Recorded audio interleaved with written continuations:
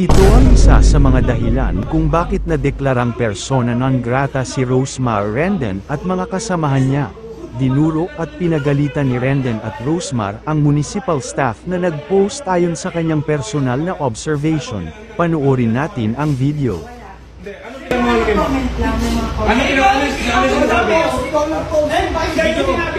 Di Rosemar at malakas, ginamit nyo lang mga taga-monol para sa vlog-vlog nyo at supplement. Dismayado dahil naghintay sila ng isang oras at gutom.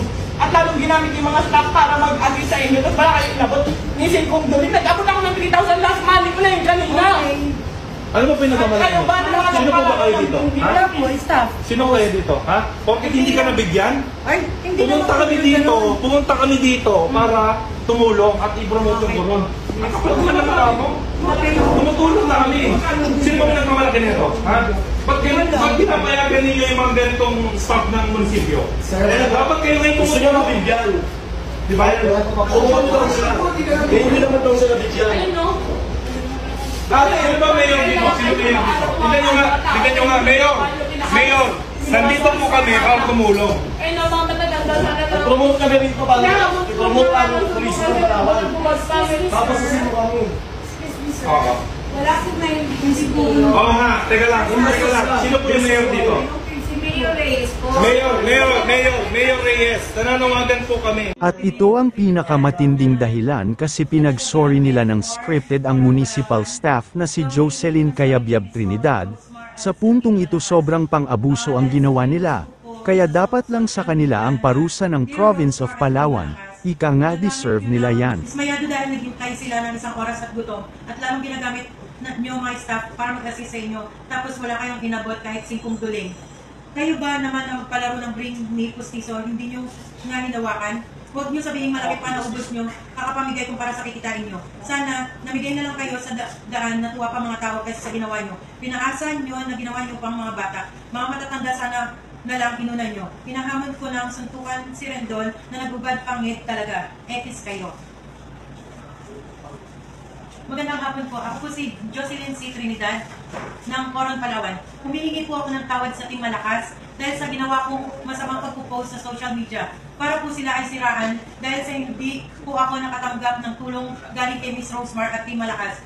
At humihingi din po ako ng tawad sa paghamon ng suntukan kay Mr. Rendon. Sana po ako ay nakikiusap sa inyong lahat na sila po ay patuloy niyo pong suportahan sa kanilang pagtulong sa tao. At humihingi din po ako ng tawad sa mga taong nasagasaan ng aking maling pagpo-post ko. Sa aking mayor at sa lahat ng opisyales, humihingi din po ako ng tawad sa aking nagawa. Para po kay Ms. Rosemar at Team Malakas, patawad po.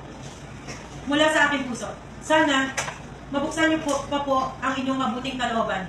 Sa mga binigay po ng Team Malakas at kay Ms. Rosemar, salamat po sa maraming tulong sa mga tao po dito. Tulad ng cash, bigas at mga gamit at mga groceries. Patawad po, nagmamahal, Jo Cayabyab Trinidad.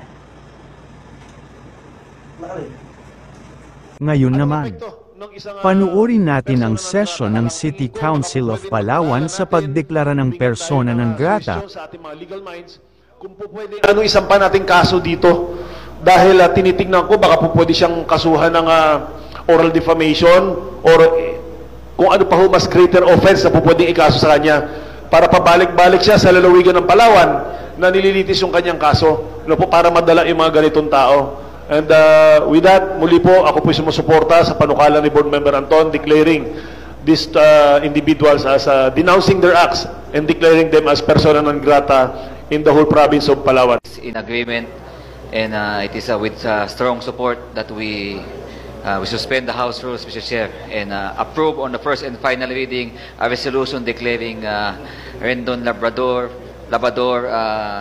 Rosemar Tan, and Mikey Tan, or the Team Malakas, as persona non grata in the whole province of Palawan, Mr. Chair. I so move. With all members present as principal authors, Mr. Chair.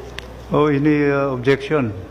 Mr. Chairman, before we act, I would like to ask the proponent. It is pre-empt pa natin yung desisyon ng Sangguniang Bayan ng Coron. The other, meron na? The the resolution of the of the Sangguniang is very vital in as far as the resolution of this body. In other words, wala tayong legal basis kung wala silang resolution. Mr. Chair, to answer the question specifically, I am with coordination with the SB members of Coron, and they said that if that is the consensus of the Sangguniang Panlalawigan, they are okay and they will just follow with their own resolution as well. So okay lang din po sa kanila na mauna tayo, and they are in agreement. They are in agreement with us if ever we decide that mauna tayo. Okay lang na po sa Sangguniang Bayan ng Coron, Mr. Chair. So, Sir Pro Leader, the Honorable Winston Jarsaga. For declaring them as persona non grata. So in the title, I would propose that we're declaring them, the specific persons, for disorderly behavior in the province of Palawan and for conduct inimical to the good and morals of the community. I think that could be a very good reason for declaring them as a persona non grata in the province. Thank you, Board Member Saga. Sir Pro Leader. So with that, Mr. Chairman, I would like to reiterate the motion for the immediate approval of the persona non grata on the issue regarding on Coron. I so move, Mr. Chairman. Any objection for the approval of the persona non grata? Is there an objection? There being an objection, motion is approved. Panoorin naman natin ang video ng paghingi ng sorry ng Team Malakas Kuno. Nag-sorry man sila, huli na ang lahat. Anyway, congrats sa bagong achievement na nakamit nyo bilang persona non grata. Simon Tongtong, Haring Bangis at Anjo, para po magbigay sa inyong lahat ng isang public apology sa nangyari sa Coron issue. So ayun po, dito po kami lahat para po humingi ng dispensa sa nangyari. Alam po namin, mali po yung ginawa namin. Sumobra po kami sa action sa nagawa namin. And humingi po kami ng dispensa, gawa ng nagpadang kami sa emosyon. Tao lang din po kami, nagkakamali po kami. And ina-admit naman po namin yung pagkakamali namin. Ayun po, pasensya na po kay Ma'am Jo sa munisipyo at lalong-lalo na po kay Mayor. At syempre po sa bayan po ng Coron, Palawan. Sorry po talaga na parang pinost ko na never again Coron. Hindi ko po sinasadya na i-generalize po kayo.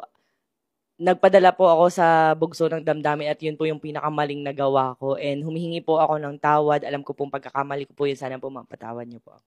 At gusto ko rin pong linawin na pumunta po kami doon sa munisipyo bilang hindi isang celebrity, hindi bilang isang influencer, at hindi bilang, lalo na, hindi bilang Rendon Labrador, Rosmar, or Marquitan na nagreklamo. Pumunta po kami doon dahil bilang isang Pilipino, simpleng tao na nasaktan sa nangyari dahil sa isang comment ng isang public servant. At kami po ay nagpapakababa sa inyong lahat na susubukan po namin na baguhin kung ano man po yung pagkakamali namin, kung sumobra man po kami. At tingin po namin na ito po ay magiging lesson sa amin as a team. At we will be better, babawi po kami. At hindi po ito magiging hadlang sa advocacy namin na makatulong at makapagbigay ng inspirasyon sa lahat po ng taong nangangailangan. Ang Team Malakas po ay magpapatuloy at hindi po kami titigil sa pagbibigay ng kasiyahan, charity sa tao. Sa mga taong nasaktan po, sana po patawad niyo na po kami.